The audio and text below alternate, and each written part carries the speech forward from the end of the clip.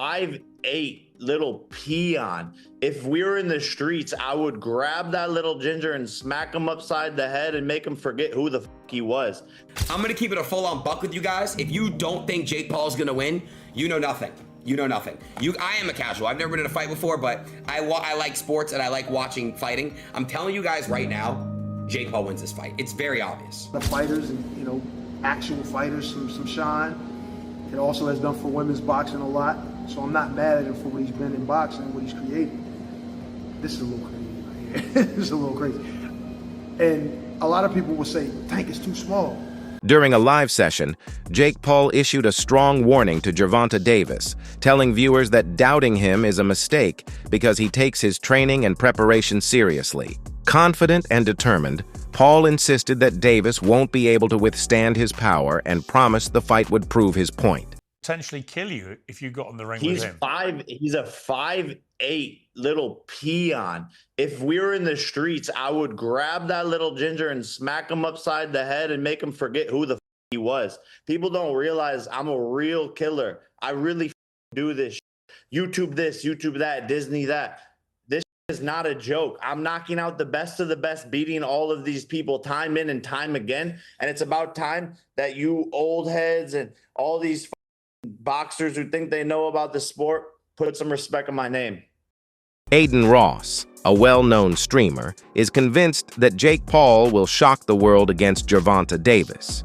He argues that those doubting Jake simply don't understand boxing, emphasizing that Jake has improved with every fight and now has the skills to compete with champion-level opponents. Ross rejects the notion of Jake being just a YouTuber-turned-fighter, stressing that he has already proven himself in the ring. To Ross, this fight isn't about Tank's legacy, but about Jake's rise, and he believes Jake's determination and discipline make him an extremely dangerous challenger. I'm gonna be real with you guys. I'm gonna be very surprised if Jake's not favorited on the sports betting, on sports. Like, all you guys saying, and all this shit, do you guys understand that it's all about weight and shit? Like, all right, I'm gonna keep it a full-on buck with you guys. If you don't think Jake Paul's gonna win, you know nothing. You know nothing. I am a casual. I've never been in a fight before, but I like sports and I like watching fighting. I'm telling you guys right now, Jake Paul wins this fight. It's very obvious, right? It's very, very, very obvious. Gervonta Davis is often criticized not for his talent in the ring, but for his lack of selling power outside of it. Analysts note that he has struggled to generate major buzz, even within his own division. In contrast, Jake Paul and his brother Logan have mastered the art of hype, turning every fight into a spectacle and driving massive pay-per-view sales through their charisma and entertainment value. This, critics argue, is why Jake is the one making this matchup a global attraction, while Tank's brand alone might not be strong enough to carry such an event without Jake's influence. Tank is not the guy that knows how to sell a fight. Tank cannot sell a fight in his own division. You have the Paul brothers and they come over to boxing. Their idea from day one is we don't have the skills or the experience. What we're gonna do is we'll take on the absolute best guys, but they're gonna spot us some pounds. Tank has one job to do, that it doesn't make any difference, that boxing is a real sport. My skills versus your skills, of which I am an abundance of and of which you have none of. Tank is telling anybody that will listen that there's a size problem. My skills and my experience in boxing, I do not have to wonder who's in the bar tonight. Any bar I go to, I rule the bar. No, it turns out that you don't. Just need some big guy to corner you, apparently. Boxing has never stood its ground. Boxing has never been able to explain why Floyd needed a half hour to get rid of a guy who's never boxed before. Tank Davis has already began this. When you choose a dum-dum, don't be surprised when he goes out and acts like a dum-dum. Shakur Stevenson, regarded as one of the most technically skilled fighters in boxing, openly criticized Gervonta Davis for agreeing to face Jake Paul. He argued that it disrespects the sport for Tank to choose a celebrity matchup instead of pursuing top names in his own division. Stevenson pointed out that Davis had better options, such as a fight with him, that could have solidified his place as the best lightweight. Instead, he views Tank's decision as a money grab, a move that mirrors the frustration of many boxing purists who want to see true championship clashes rather than crossover spectacles. You got your eye on Tank. What do you think about the rumors of Tank and Jake fighting? Man, Tank disrespectful to the sport if he choose that over fighting with me. I'm the best fighter in the sport. I've been telling him that. And he called cap on it. So if you're going to call cap and say I'm not who I say I am, come prove it.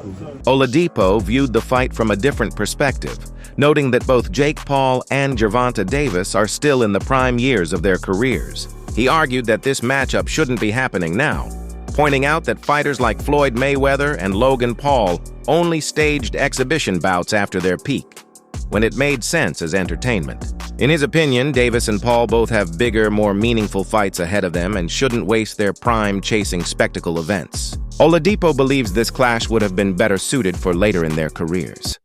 Whether you agree with it or not, Gervonta is considered the #1 lightweight in the world.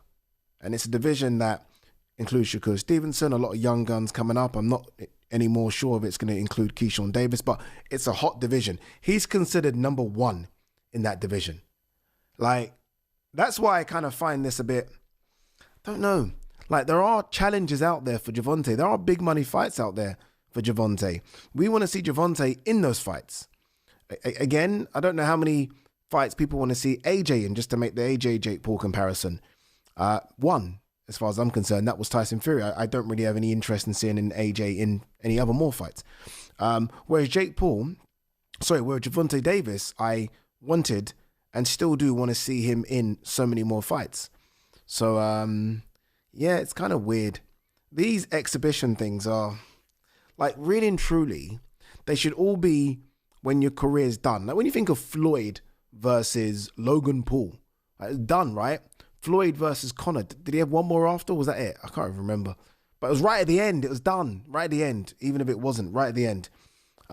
These guys having these exhibition fights in between what is the peak of their career is kind of weird for me. Very, very weird. And then it isn't even comparable to Ngannou Fury, because at least these guys were the same size. Like, Jake Paul is a 215, 220 pound guy. I don't know what he walks around at. Gervonta fights at 135. I'm guessing he walks around about 155. Like, what? Like, Jake Paul, I've been around him. I'm 5'11". I'd say he's 6'1".